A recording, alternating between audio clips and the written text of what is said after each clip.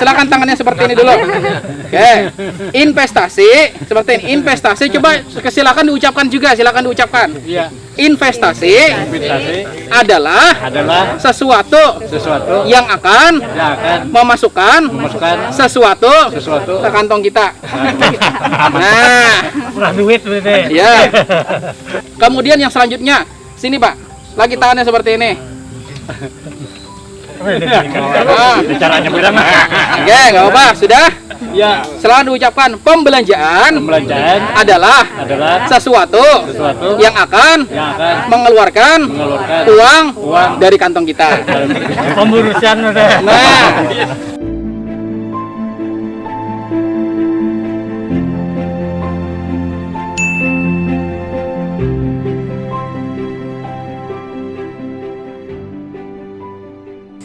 nah, Bapak-bapak semuanya, sedikit saya ulang kembali pengertian apa sih yang dimaksud dengan pemupukan. Nah, pemupukan bahasa sederhananya ya Bapak-bapak semuanya adalah pemberian pupuk, ya tidak? Nah, proses pemberian pupuk atau unsur hara kepada tanaman disebut dengan pemupukan. Nah, apa sih maksud dari pemupukan? Yaitu menyediakan nutrisi yang dibutuhkan bagi tanaman kita. Terutama tanaman cabai, Bapak-bapak semuanya, itu rawan sekali kekurangan nutrisi. Kenapa? Karena ketika kekurangan nutrisi, contohnya kalsium, akan berpotensi kena serangan antrak.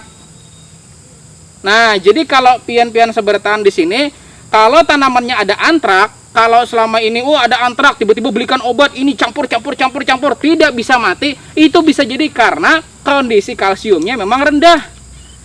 Nah gitu, bayangkan nih orang sakit perut dikasih obat sakit kepala, apa yang terjadi? Sakit kepala bujuran, Pak, ya kada? Iya. Nah, di situ. Padahal kan berfungsi. Nah, makanya kita di sini pun harus paham tentang apa itu nutrisinya. Nah, sudah dijelaskan oleh pengamat hama tadi, pH tanah adalah kondisi keasaman tanah, ya tidak? Nah, tanah yang asam ternyata berpotensi untuk menghilangkan serapan nutrisi bagi tanaman itu. Nah, di situ, Pak. Jadi kalau Bapak-bapak semuanya boleh lihat di tabel masing-masing. Nah, silakan Bapak-bapak di sini buka tabelnya. Yang lain yang belum dapat kebagian silakan ikuti kelompoknya, Pak. Nah, jadi silakan ikut yang sudah punya, yang sudah berisi. Sekarang bisa dilihat di tabel yang atas, Pak. Tabel di atas ini ada warna biru, ada warna putih dan warna merah, ya tidak, warna abang. Nah, jadi ulun pengen jelaskan dulu, Pak, ya. Jadi yang warnanya biru artinya unsur hara itu terserap optimal. Jadi kalau adanya biru berarti terserap optimal. Kalau putih mungkin terserap tetapi tidak banyak. Dan kalau merah berarti tidak bisa terserap. Nah, di situ, Pak. Nah, sebelum kita mengetahui di sini, ulun ingin sedikit gambarkan apa fungsi dari masing-masing unsur hara. Pertama, nitrogen. Nah, nitrogen itu fungsinya untuk daun, Pak. Nah, untuk daun memperbanyak anakan juga dan untuk kesuburan pada saat tahap tanaman awal. Kemudian yang kedua, fosfor. Kalau Bapak-bapak di sini ingin perakaran kuat, maka perlu fosfor yang cukup. Kemudian kalium. Kalium fungsinya adalah untuk meningkatkan kekuatan dari batang tanaman dan meningkatkan kualitas buah-buahan. Kemudian yang selanjutnya unsur haranya adalah kalsium, yaitu untuk meningkatkan kekebalan tanaman terhadap serangan penyakit-penyakit tertentu. Nah, di situ itu fungsi dari kalsium juga memperkuat dari buah tanaman itu sendiri. Makanya kalau kita pernah melihat buah-buah tomat pecah itu bisa jadi karena kekurangan kalsium. Pernah lihat? Tomat pecah. Nah, itu bisa jadi karena kekurangan kalsium. Kemudian yang selanjutnya magnesium. Magnesium itu adalah fungsinya untuk fotosintesis. Yang dimaksud dengan fotosintesis artinya proses pernafasan tanaman, Pak. Bayangkan kalau Bapak-bapak di sini kada kau behinak, apa yang terjadi, Pak? Mati. Makanya orang kena corona itu kada kau behinak, ya kada? Nah, di situ. Jadi kalau kita tidak menyehatkan dari hidung atau pernapasan tanaman itu sendiri, maka yang terjadi adalah tanaman juga tidak akan bisa hidup dengan baik, ya tidak? Tidak usah jauh-jauh. Kalau kita salismaan, apa yang terjadi, nyaman kada, Pak? Kada nyaman kan? Makanya kita butuh yang namanya unsur hara magnesium juga. Kemudian sulfur. Sulfur itu berfungsi adalah untuk meningkatkan kekebalan tanaman terhadap serangan penyakit tertentu, Pak. Nah, itu juga kegunaan dari sulfur. Kemudian di sini ya Bapak-bapak semuanya sudah saya jelaskan tentang unsur haranya. Sekarang silahkan lihat di tabel masing-masing. Silahkan lihat di tabel masing-masing. Pertama nitrogen, ada tulisan nitrogen, Pak? Ada? Ada. Dan kemudian di sini mohon maaf jika memang mudah-mudahan Bapak-bapak melihat tulisannya lah, angkanya 5,0 ada? Ada. Ada. Nah, pada saat pH kita 5,0, nitrogennya warnanya apa? Merah. Merah. Merah. Kemudian fosfor warnanya apa? Fosfor. Merah. Merah ya tidak? Ya. Kemudian kalium warnanya apa? Merah. Merah. Kemudian magnesium warnanya apa? Merah. Kemudian kalsium warnanya apa? Merah. Maka Pak sudah pasti tanaman Bapak-bapak semuanya tidak akan tumbuh subur. Lalu kita berpindah ke pH 5,6. Ada tulisan 5,6? Ada. Nah, 5,6. 5,6 nitrogennya apa? Putih. Putih. Fosfornya apa? Putih. Putih. Kalium. Putih. Kemudian magnesium Merah. tetap merah ya kada? Ya. Kemudian kalsium, kalsiumnya Merah. masih merah. Merah. Artinya di pH 5,5 nitrogen, fosfor dan kalium sudah bisa terserap, tetapi belum maksimal. Ya. Berbeda dengan kalsium dan magnesium itu tetap tidak bisa terserap. Makanya di pH 5,5 masih berpotensi terserang antrak. Dari beberapa petani yang ulun temui, Pak ya, rata-rata yang kena antrak pH-nya di bawah 6. Dan petani yang tanam sehamparan luas banyak dan tidak kena antrak setelah saya ukur 10 sampel pH, jadi 10 tempat, plak, plak, plak, plak, pH-nya rata-rata di atas 6,5. Nah, itu sebetulnya rahasianya. Bahkan kalau pian-pian berpikir di sini kalau sudah kena antrak, berpikir apapun bakal ditukar, yang penting kada kena lagi, ya kada. Nah, di situ bahkan ada petani yang pernah cerita ke saya, deles uangnya 1,5 juta Pak membayar asal kada kena antrak lagi, ada kada? Iya. Nah, kayak gitu, Pak. Padahal sederhananya kalau kita mampu membuat pH-nya jadi 6,5 duluan, maka antrak itu sudah bisa diminimalkan. Ya. Nah, di situ, Pak. Sekarang kita lihat pH 6,5, Pak ya. pH 6,0 dulu, Pak. Sekarang naik ke 6,0. Ada tulisan 6,0. Nitrogen warnanya apa? Biru. Biru. Kemudian fosfor warnanya apa? Biru. Biru. Kalium warnanya Biru. biru. Magnesium Merah. merah. Kemudian kalsium merah juga. Pada saat 6,0 tanamannya saya yakin sudah tumbuh subur. Tanamannya dijamin sudah tumbuh subur, berproduksi bagus, tetapi berpotensi masih kena antrak. Nah, di situ, Pak. Maka kita pindah ke 6,5. Kita pindah ke angka 6,5. Ini cuman saya hitami, Pak ya, aslinya warnanya tetap biru. Nah, nitrogen warnanya apa? Biru. Biru. Biru. Kemudian fosfor warnanya apa? Biru. Biru. Kalium warnanya apa? Biru. Magnesium warnanya apa? Biru. Kemudian kalsium warnanya apa? Biru. Biru. Kemudian zinc warnanya apa? Biru. Biru. Besi warnanya apa? Biru. Biru. Biru. Hampir semuanya warnanya Biru. biru. Maka pH 6,5 inilah awal titik pH optimal tanaman kita, Pak. Jadi kalau kita bisa memaksimalkan pH kita di angka 6,0 ke atas sampai 7, maka dijamin tanaman Bapak-bapak semuanya di sini sudah bisa berproduksi dengan lebih baik. Bayangkan nih, Anda tinggal di rumah yang rumahnya itu berhamburan. Enak tidak kira-kira? Kada nyaman. Kada nyaman, makan pun kada Kada nyaman. Nah, gitu, Pak. Nah, gitu, Pak ya. Nah, logikanya seperti ini, Pak. Ya. Ketika pH di bawah 5,0, maka tanaman itu bisa dikatakan sakit. Orang sakit dikasih makan enak, kada bakalan tak makan, ya kada? Iya. Coba bayangkan orang sehat itu dikasih makan iwak karing aja kira-kira nyaman aja kalau lah, apalagi parut lapar ya kada, hintalo aja tak makan ya kada. Iya, mantap Nah, aja. gitu, Pak. Makin ayam lagi, makin enak lagi ya kada. Nah, artinya di sini kita memaksimalkan bagaimana caranya supaya pH kita naik menjadi 6,5. Sebelum kita praktek nanti pengukuran pH tanah, Ulun mau menjelaskan dulu tabel yang di bawah. Ada apa tabel di bawah? Nah, tabel di bawah ini adalah kebutuhan kapur dolomit untuk meningkatkan pH tanah. Jadi ini patokannya, Pak. Ini nanti silahkan diperbanyak bagi bapak-bapak semuanya yang belum dapat.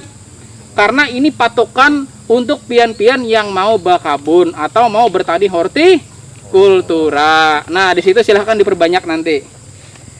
Nah, silahkan dilihat pada tulisan selisih pH di bagian kiri sini, di bagian kiri Anda. Ya.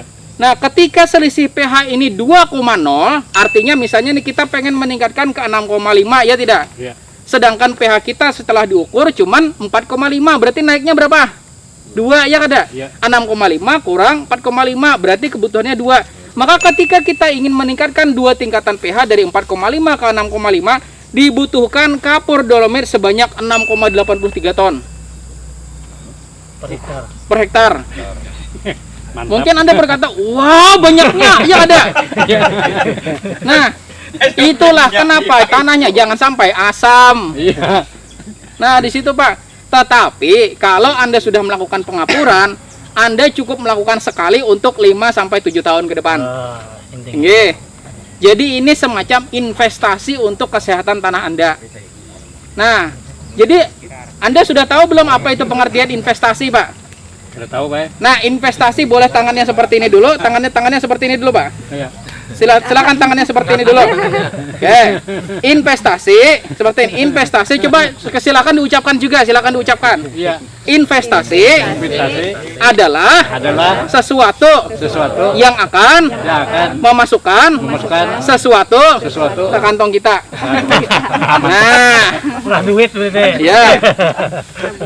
Nah, kemudian yang selanjutnya, sini Pak, lagi tangannya seperti ini. Nah, Caranya beda, Mas. oke, nggak apa-apa, sudah. Ya. Selalu diucapkan pembelanjaan adalah sesuatu yang akan mengeluarkan uang dari kantong kita. Pemburusan udah. Nah, jadi ini investasi beda dengan pembelanjaan. Jadi kalau Anda sudah mengapur tanah Anda dan pH-nya naik 6,5, ini merupakan investasi bagi tanaman Anda untuk perbaikan di kedepannya, Pak. Nah, oke. Nah, oke.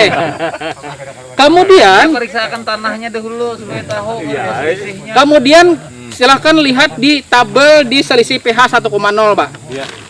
1,0 di bagian kanan, ada? Nah, ketika misalnya diukur pH Anda adalah 5,5, sedangkan Anda mau menaikkan menjadi 6,5, maka dibutuhkan berapa? 1. Maka ketika selisih pH-nya 1, dibutuhkan 3,66 ton per hektar kapur dolomit. Nah, seperti itu, Pak. Jadi di sini di tabel ini adalah patokannya. Jadi misalnya ketika diukur ternyata pH-nya 5,7, sedangkan kita mau meningkatkan ke 6,5, berarti 0,8. Maka 0,8 berapa, Pak? Silahkan cari 0,8. Berapa, Pak?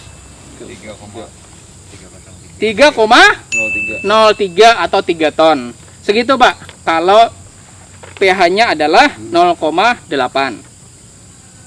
Dan lagi, Pak ya, ada faktor yang perlu Anda perhatikan juga dalam pemberian pupuk untuk bisa mempertahankan kondisi pH. Pupuk-pupuk yang berpotensi asam seperti Ponska itu hindari penggunaan yang terlalu banyak.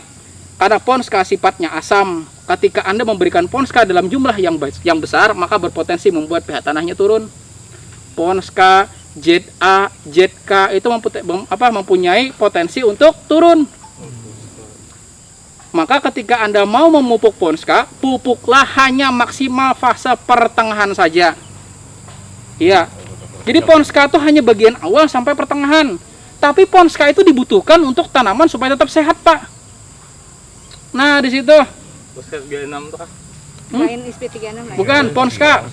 Nah, di situ. NPK Ponska. Dan ketika sudah mulai tahap pembuahan atau yang disebut bahasanya adalah fase generatif, maka tanaman butuh unsur hara fosfor dan kalium dalam jumlah yang lumayan besar. Maka diperlukan pupuk P dan K. Kalau kami merekomendasikan, belilah pupuk namanya MKP. Jadi pada fase generatif atau fase pembuahan, silahkan bapak-bapak di sini boleh menggunakan namanya MKP. Karena kalau sudah fase pembuahan, Pak ya, kalau fase pembuahan, kita masih saja memberikan nitrogen berpotensi seperti yang di depan. Daunnya besar-besar, buahnya kurang banyak. Ampun siapa di depan tuh? Nah, yuk. Itu Pak Kurak, itu kelebihan nitrogen. Ya, daunnya besar-besar, buahnya kecil-kecil, buahnya sedikit-sedikit. Yang kita cari ini daunnya nggak penting, yang penting buahnya banyak. Nah, di situ, Pak. Ada daun nggak sama buah? Dia kan ada daun. Iya. Ada daun di bawah. Ada general daun. Caranya belum tahu. Karena kita mesti paham tanaman itu ada dua, tanaman yang dipanen buah dan tanaman yang dipanen daun. Kalau kita panennya cabai itu daun, silahkan dibubuk urea banyak-banyak, tapi panen aja daunnya. Oh. Tapi kalau yang kita panen itu buahnya, maka kurangi dosis penggunaan pupuk daun. Contohnya urea. Tadi yang di warung tadi, betakon, itu kenapa? Ulun cuma nebak aja kebanyakan urea, dasar bujur aja sih Den. Pokoknya sekali melihat daya tahu nih kebanyakan urea, habis lalu di sini, nah gena-gena, nah untuk urea jual kebanyakan yang ini. Mutiara tuh iya jual. Mutiara tuh ada ureanya. Coba kita lihat. Mutiara mengandung 16 yang pertama ini adalah ureanya, Pak. Nitrogennya. Di sininya adalah fosfornya dan di sininya kaliumnya. Jadi kalau fase pembuahan Anda masih memberikan mutiara, Anda masih memberikan nitrogen. Maka kalau kelebihan nitrogen berpotensi pertama layu fusarium, yang kedua kena antrak. Beritaan kan apa? Iya. Rakep buah tuh. Iya. Maka kurangi penggunaan nitrogen kalau intinya Pak ya, intinya kalau kita menentukan kebutuhan nitrogen itu sangat-sangat sederhana, yaitu apa? Pahamilah tentang kondisi warna daun. Kalau daun itu sudah cukup hijau bukan hijau Pak ya, cukup hijau, maka hentikan penggunaan nitrogen. Karena kalau kita kelebihan nitrogen, nanti unsur hara hanya akan menyuplai ke daun tanpa menyuplai ke buah. Maka yang terjadi daunnya besar-besar, buahnya kecil-kecil. Nah, itu. Banyak salahnya berarti. Nah, mengakui sudah. Mengakui sudah. Mereka di hijau dari panas. Nah, terkadang kita ini kalau kade hijau kada puas. Nah, itu. Dan yang jadi masalah lagi kalau pupuknya kada banyak, kada puas. Melihat Cobalah. nggih. Kan kita ke lapangan kalau Ya. ke lapangan putih. Oh ini kurang hijau. Iya. Oh ini kurang Iya. kurang sip nah. Ah, Oh ini tambah. Ah. Ini tambah. Hmm. Oh ini tambah. iya. Berarti tenang ini tadi belum menyerapinya. Iya. Lalu kita kada puas. Gini, Nah, Pak, ya. Tambah. Pada prinsipnya makan itu dianjurkan secara agama, jangan berlebihan. Terlalu kanyang. Nah, sama juga dengan pemberian nutrisi. Berilah dalam jumlah yang sedikit saja. Karena lebih baik jumlah sedikit tapi sering daripada banyak tapi sekali. Bayangkan nih Anda misalnya tak sorong, blok langsung makan 2 piring harus habis. Iya. Kada habis. Pokoknya harus habis. Besoknya garingnya kada. Kalau lagi mah Berangkat ke kawan. Kada kau makan aparatnya ya kada. Iya. Berangkat ke kawan. Hah? Ngomong atau diet kalau kita. Nah, gitu Pak ya. Sama jangan tuh. Artinya, bapak-bapak semuanya di sini mesti memahami ketika daunnya sudah seperti ini sudah sedang. Kalau hijau yang sudah seperti itu, saya lebih menganjurkan untuk tidak lagi memberi nitrogen. Iya. Karena sudah cukup subur, jangan ditambah subur lagi. Biar aja dia mengisi ke daun, ke buahnya. Karena kan kita yang penting buahnya, ya kan Pak? Nah, di situ. Baru kalau memang buahnya sudah mulai sedikit, Anda mau membuat tanaman itu hidup lebih lama, baru dikasih nitrogen lagi. Nah, di situ. Sudah merasa kurang lah. Ya, kalau kan gini, ada fase-fase di mana pembuahan itu sudah mulai berkurang. Tapi kita masih ingin tetap mempertahankan kondisi kehidupan tanaman, baru boleh kasih nitrogen. Kan sederhana Pak ya. Jadi Nitrogen itulah yang mesti saya lebih edukasi kepada petani supaya jangan terlalu banyak memberikan nitrogen. Nanti daunnya besar-besar, buahnya kecil-kecil. Nah, di situ, Pak. Oke. Nah, mungkin di sini saja Pak penjelasan dari saya. Adakah kira-kira dulu pertanyaan? Oke, silakan. Lupa nambah kebun, betok-betakon. Ini Ben, usahakan bila hendak pemberian pupuk, nah jangan sampai terlalu tinggi, minimal rata lawan tanaman. Nah, jadi masih ada kemungkinannya tekanan sini. Iya.